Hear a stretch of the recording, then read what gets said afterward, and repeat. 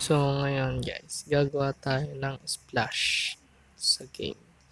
Una, pupunta tayo sa form 1. Then, kukuha tayo ng picture box para ilagay dun sa ating magiging design ng splash na yung ating laro.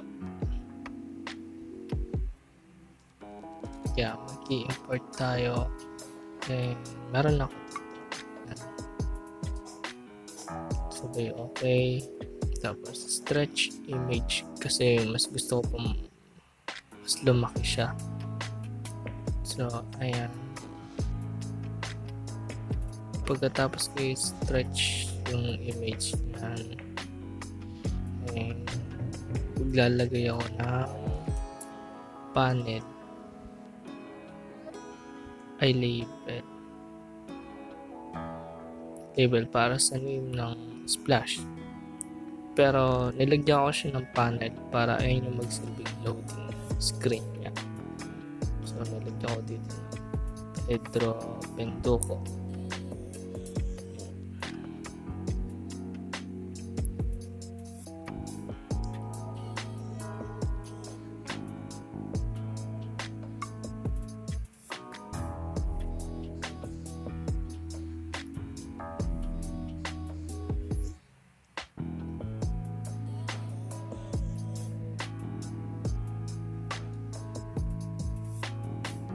Tapos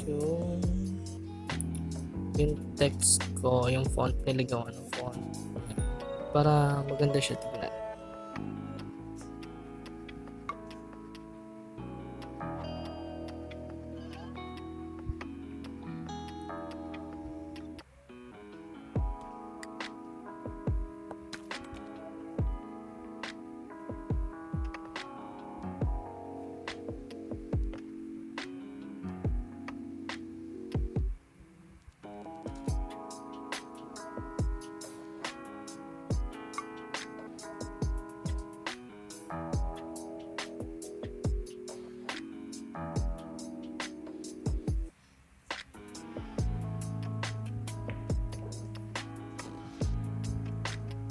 At ito na yung sa panel sinasabi ko.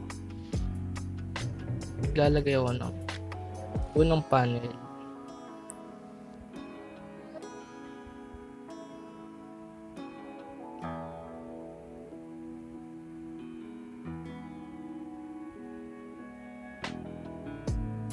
Ilalagay ko siya para siya yung magiging screen ng splash ang laro ko.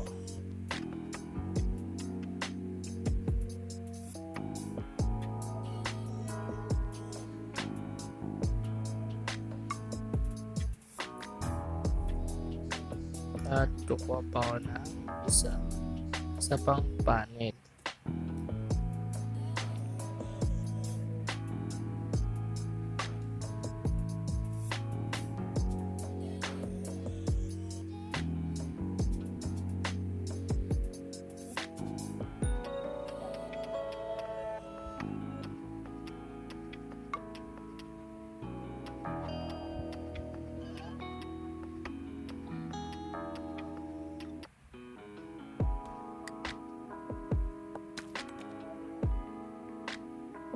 Then, papalit ako ng kulay yung panel 2.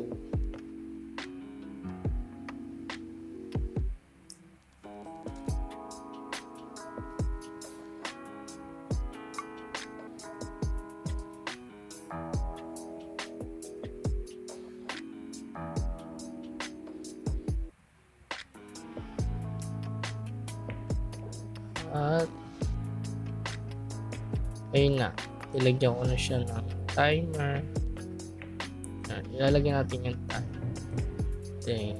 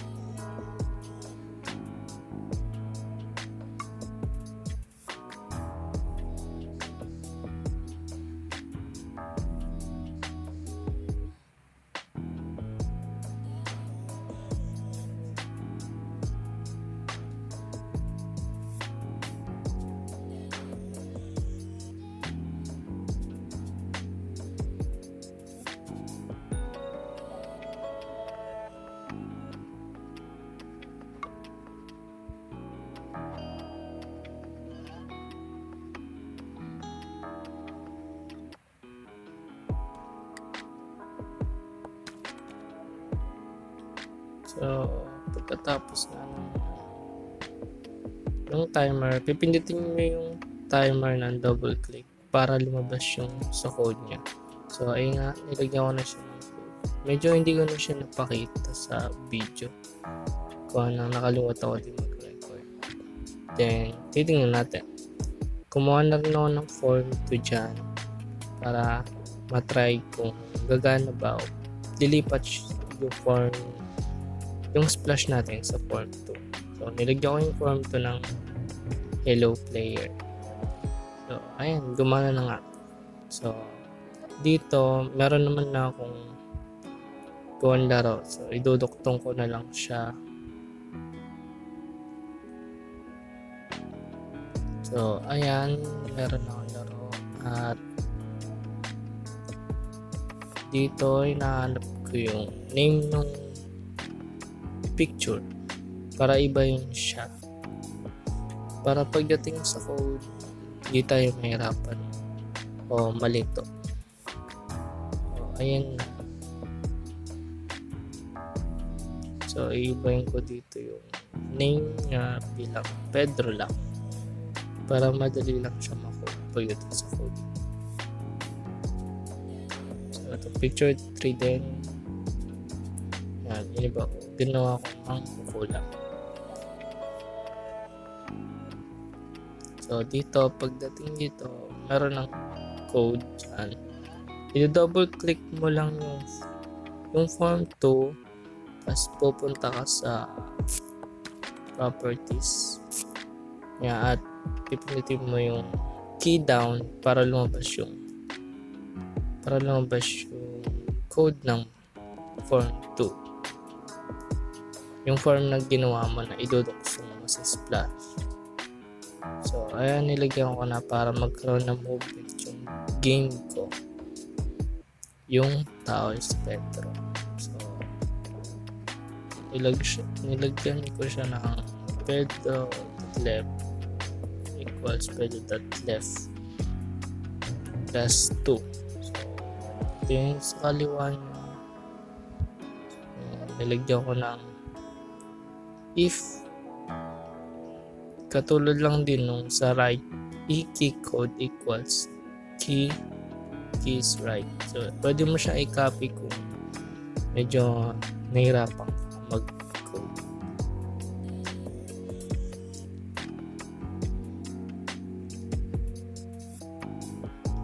Yung right, kaya papalitan mo siya left para pag pinindot mo yung key left sa keyboard is gagalaw siya doon.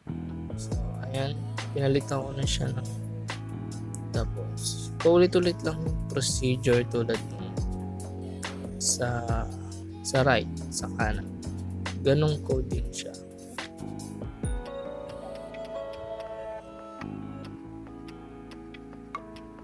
Pedro.left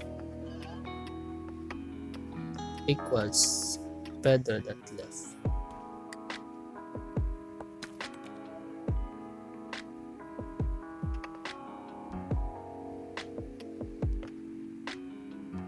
So, bakit nilagyan ko ng Pedro.left plus 2? Kasi di siya gumagana na right. Pag ginawa ko kasi siyang right, ang layo na nagiging hakbang niya. Ang layo na nagiging lockdown ng character ko o yung nasa picture. Yan, paulit-ulit yung procedure dyan.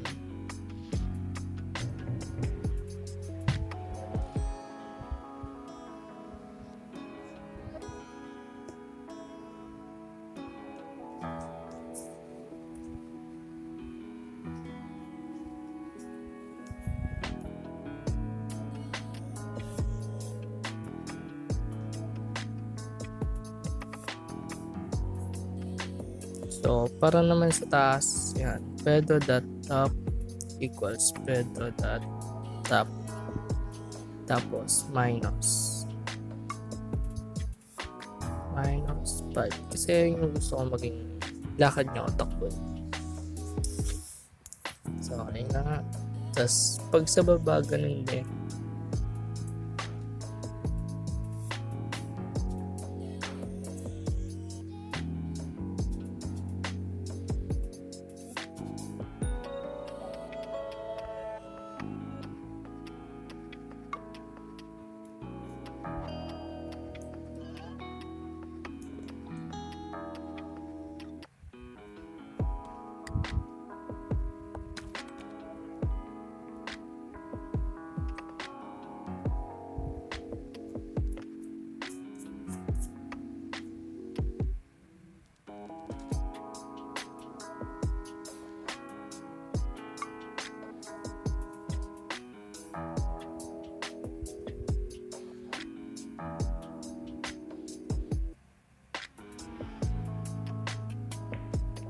So, ito na nga, no, nagkaroon na siya ng code, natapos ko na yung code ng movement natin.